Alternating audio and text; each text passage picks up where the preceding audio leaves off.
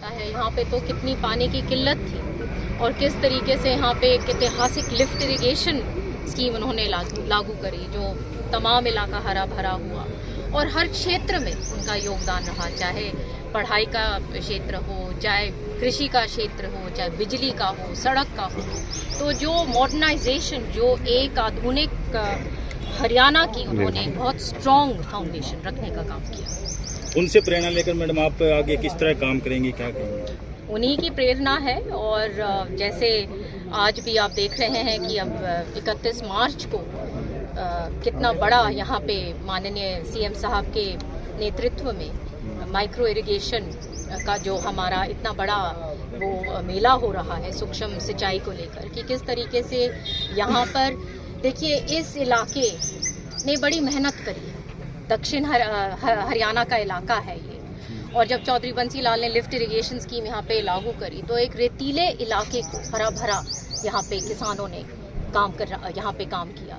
तो मैं मानती हूँ कि यहीं के लोग एक बार फिर अपनी दिशा बदलेंगे और मॉडर्नाइजेशन की तरफ, क्योंकि पानी सबको मालूम है कि आने वाले समय में हम सबको एक बहुत अच्छी तरीके से समझ से काम लेना है, क्योंकि ये सारी प्राकृतिक चीज़ें हैं। इन्वायरमेंट डिस्टर्ब हो चुका है, तो उस इन्वायरमेंट और उन साइकिल्स को किस तरीके से रिचार्ज करना है, रिस्पेक्ट करना है, और मॉडर्नाइजेशन और टेक्नोलॉजी को किसान ने किस तरीके से उन चीज़ों को अपनाना है ताकि वो एक बहुत उसका उत्पादन भी अच्छा हो, पानी की भी उसकी जो लागत है वो भी कम हो और पूर्ण रूप से एक अच्छी उसकी खेती खड़ी हो सके। जी, आज के क्या क्या कितने करोड़ों के आज के प्रोजेक्ट हैं, क्या क्या इनोग्रेशन आज के रहने वाले? आज करीब 16.5 करोड़ रुपए की लागत से ये सारे अलग अलग डिपार्टमेंट्स के जो स्कीम्स हैं।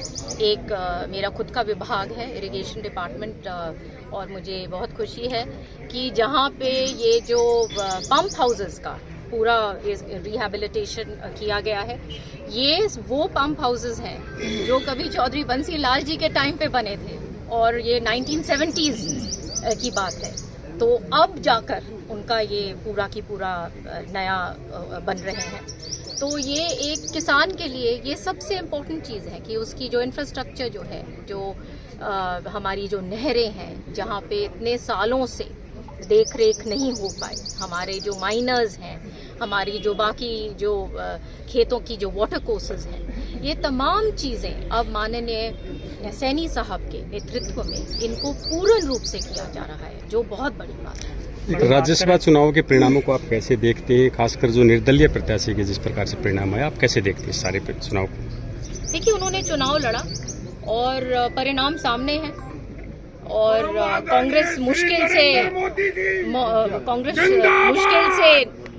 निकली है अपने जान बचा के। तो आप मान सकते हैं कि क्या उनके अभी थोड़े होश अभी संभालने में टाइम लगेगा उनको। 4 क्रॉस वोटिंग भी हुई है मैडम कांग्रेस की, तो उसको कैसे देखते हैं? क्या उनके कभी कह रहे थे 4, कभी कहते हैं 5, कभी कहते हैं 9।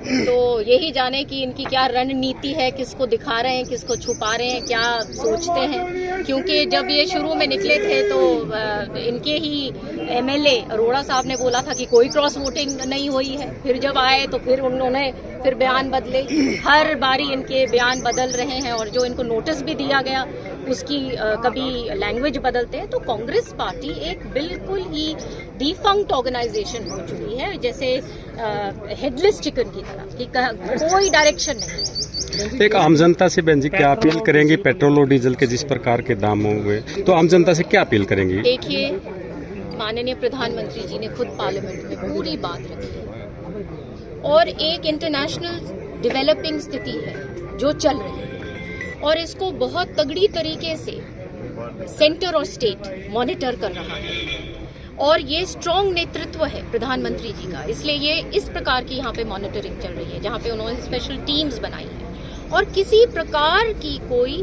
दिक्कत नहीं है। पूरे की पूरे रिजर्व्स में है पेट्रोलियम में, बल्कि at a time like this जहाँ पे पूरे विश्व में प्राइसेस ऊपर जा रही हैं, माननीय प्रधानमंत्री जी ने हमारे लोगों के लिए ये मद्देनजर रखते हुए कि दिक्कत ना आए ऐसे टाइम पर, उन्होंने एक्साइज ड्यूटी में कटौती करी है। तो ये बहुत बड़ा स्टेप है और कोई भी, अभी भी मेरी डीसी से बात हुई है, कल रात को चीफ मिनिस्टर साहब ने पूरा हरियाणा प्रदेश का मॉनिटर उन्होंने किया है सारे की सारे जो डीसीज के साथ कि कहीं कमी है नहीं है, तो कोई ऐसी बात नहीं है। मैडम, मुख्यमंत्री ने भी आज प्रेस कॉन्फ्रेंस कर कहा है कि कालाबाजारी करने वालों पर भी विशेष नजर रहेगी। बिल्कुल यही सख्ताई बिल्कुल बरती जाएगी और करी जाएगी इन लोगों के साथ अगर कोई ऐसा काम करता है। अंतर्राष्ट्रीय तौर पे जो भारत की नीतियां हैं उनको आप कैसे देखते हैं? जिस प्रकार के पूरे दुनिया में युद्ध के माहौल हैं, ऐसे देश में ऐसी स्थिति भारत की क्या मानते हैं आप, क्या पोजीशन? देखिए, India is always stood for piece